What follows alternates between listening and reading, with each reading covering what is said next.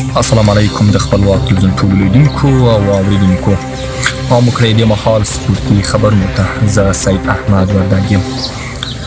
د افغانستان کرکټ بورډ اړوند د دریو افغان ملي لوبډلو افغان الف لوبډله، افغان امرجنګ لوبډله او افغان 19 کلنه لوبډله ترمنځ د کابل په مرکزي کرکټ لوبغالي کې درې اړخیزې 50 اوریزې سیالۍ ترسره کیږي چې هره لوبډله به پکې له بلې لوبډلې سره دوه سیالۍ ترسره کوي.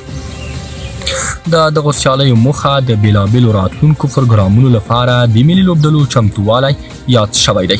د ترلاسه شویو معلوماتو په اساس ښایي افغان الف لوبډله په نږدې راتلونکي کې یو اسیایي هیواد ته د یو شمېر سیالیو لپاره سفر وکړي.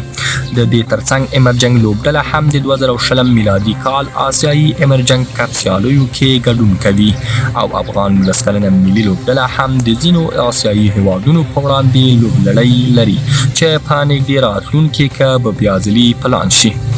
دا په داسې حال کې ده چې هندوستان هیواد ته د افغان 19 کلنې لوبډلې سفر د ویزو د ستونزو له امله د پلان سره سم ترسره نشو او ښایي په نږدې راتلونکي کې پلان شي او یا د لوبډله به د لا زیاتې روزنې او سیالیو په موخه له هیواده بهر واستول شي.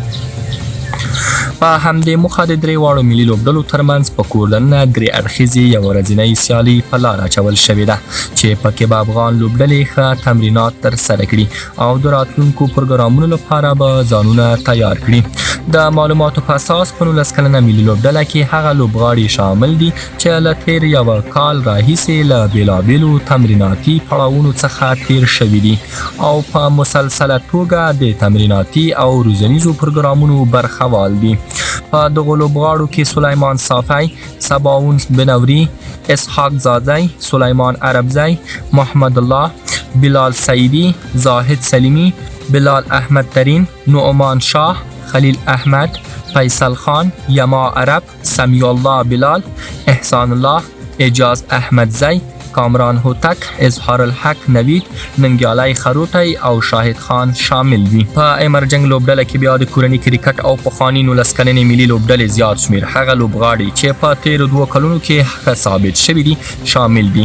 په دغو لوبغاړو کې صدیق الله اتل، اصغر اتل، بهار علي شینواری او فرحان زاخل اوفنران، اسحاق محمدي، آصف موسازی، ریاض حسن او طارق ستانکزی. د میډل آرډر بیټسمنان عبدالرحمن عظمت الله او شفیع الله غفاری، آلر وندران، عابد تڼیوال، حسیب الله لکړوال، فرهاد مومن، ضیا شریفي او یوسف زازی د فاست بالرانو په توګه شامل دي. الف لوبډله کې بیا زیات شمېر د ملي لوبډلې لوبغاړو ترڅنګ هغه لوبغاړي شامل دي چې په دې وروستیو کې ملي لوبډلو کې لوبیږي خو په دوامداره توګه یې د کومې لوبډلې غړیتوب نه دی ترلاسه کړی. دا چې دغه سیالۍ او تمرینات نور څو پړاوونه لري او راتلونکي پروګرامونه یې کله او چیرته پیلیږي. د دې ترڅنګ دغو لوبډلو ته نور لوبغاړي اضافه کیږي که نه، لوبډلې به په رسمي ډول اعلانیږي که نه، هغه او نورې ګڼ شمېر پوښتنې دي چې تر اوسه یې ځواب نشته او وخت به یې ځواب ووایي.